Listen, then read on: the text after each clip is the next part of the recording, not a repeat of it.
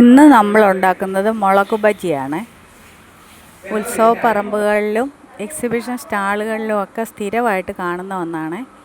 അപ്പോൾ അതിനായിട്ട് നമ്മൾ ബജി മുളക് വാങ്ങിച്ചിട്ട് നമ്മൾ അത് നല്ല വൃത്തിയായിട്ട് കഴുകി എടുത്ത് വെക്കണം. ഒരു 4 ചുമന്നുള്ളി, ഒരു ചെറിയ കഷ്ണം ഇഞ്ചി, ഒരു 4 വെളുത്തുള്ളി അല്ലി, കുറച്ച് കറിവേപ്പില, പിന്നെ നമുക്ക് അത്യാവശ്യം വേണ്ടത് കടലമാവാണ്. ഞാനിപ്പോൾ ഒരു 3/4 കപ്പോളം കടലമാവ് എടുത്തിട്ടുണ്ട്. 1 കപ്പ് കടലമാവ് നമുക്കെടുക്കാം. അതിനുശേഷം നമ്മൾ ഈ കറിവേപ്പില, ഇഞ്ചി, ചുമന്നുള്ളി, വെളുത്തുള്ളി ഇതെല്ലാം കൂടെ ഒരു മിക്സിയുടെ ജാറിലിട്ടിട്ട് ചെറിയൊരു സ്പൂൺ മുളക് പൊടി, ഒരു 1/4 ടീസ്പൂൺ കായപ്പൊടി, 1/2 ടീസ്പൂൺ മഞ്ഞൾപ്പൊടി, 1/2 ടീസ്പൂൺ കുരുമുളക് പൊടി, ഇത്രയും കൂടെ അതിലേക്ക് നമ്മളിടണം.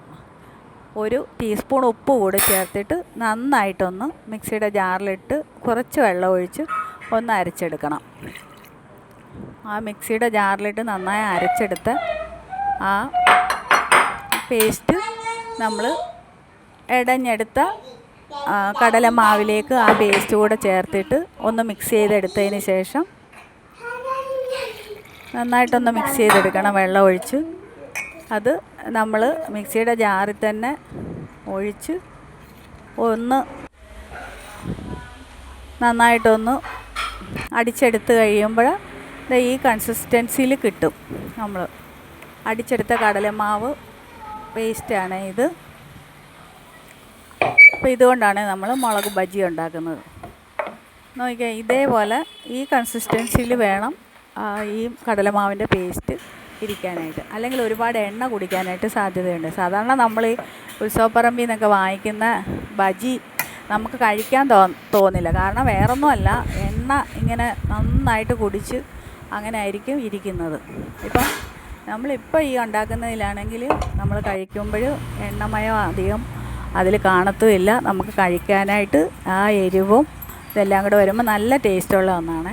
അപ്പം കഴുകി വൃത്തിയാക്കിയ മുളക് നമ്മൾ 2ആയിട്ട് കീറിയെടുത്ത് വെക്കണം. അതുപോലെ കുഞ്ഞുങ്ങൾക്കൊക്കെ കൊടുക്കാൻ വേണ്ടിയിട്ടാണെങ്കിൽ പ്രത്യേകം ശ്രദ്ധിക്കണം. നമ്മൾ ഇതിനകത്തുള്ള അരിയുള്ള ഭാഗം നമ്മൾ കളഞ്ഞിട്ട് വേണം ബജി മുളക് എടുക്കാനായിട്ട്.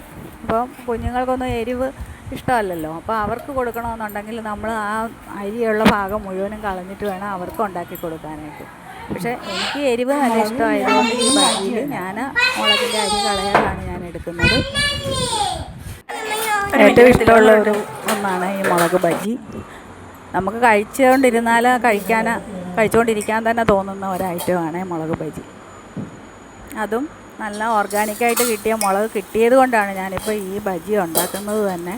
അത് ഡാണാപ്പടിയിലുള്ള പ്രകൃതി ജൈവ കലവറയിൽ നിന്നാണ് ഞാൻ ഈ മുളക് വാങ്ങിച്ചത്. നമ്മുടെ നാട്ടിലെ തന്നെ കർഷകരുടെ കയ്യിൽ നിന്ന് കിട്ടുന്ന മുളകാണ് ഇത്.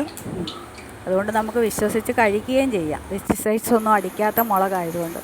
അത് നല്ല തിളച്ച എണ്ണയിലേക്ക് ഈ മാവിൽ മുക്കി ഇട്ട് 2 വശവും തിരിച്ചും മറിച്ചും ഇട്ട് 2 വശവും മൊരിയുന്ന രീതിയിൽ ആയി വന്നു കഴിയുമ്പോഴത്തേക്കിന് നമ്മൾ കോരിയെടുത്ത് അത് ഒരു കണ്ണാപ്പയിലേക്ക് കോരിയെടുത്ത് വെക്കണം.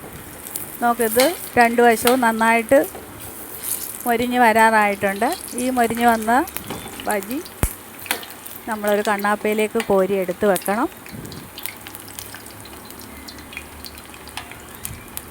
4 മണിക്ക് നമുക്ക് ചായയുടെ കൂടെ കഴിക്കാൻ പറ്റുന്ന ഒരു സ്നാക്സാണ് മുളക് ബജി. അതും ഷുഗറുള്ളവർക്ക് കഴിക്കാൻ പറ്റുന്ന ഒന്നാണ്. കാരണം മധുരം ഒട്ടും ചേർക്കാത്തതായത് കാരണം ഷുഗറുള്ളവർക്കും കഴിക്കാൻ പറ്റുന്നതാണ് മുളക് ബജി.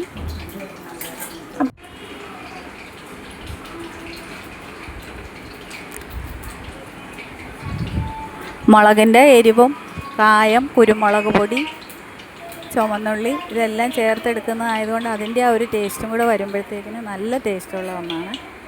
എല്ലാവരും ഇതുപോലെ നല്ല മുളക് കിട്ടുന്ന സമയത്ത് ഇതേപോലെ ഉണ്ടാക്കി നോക്കണം.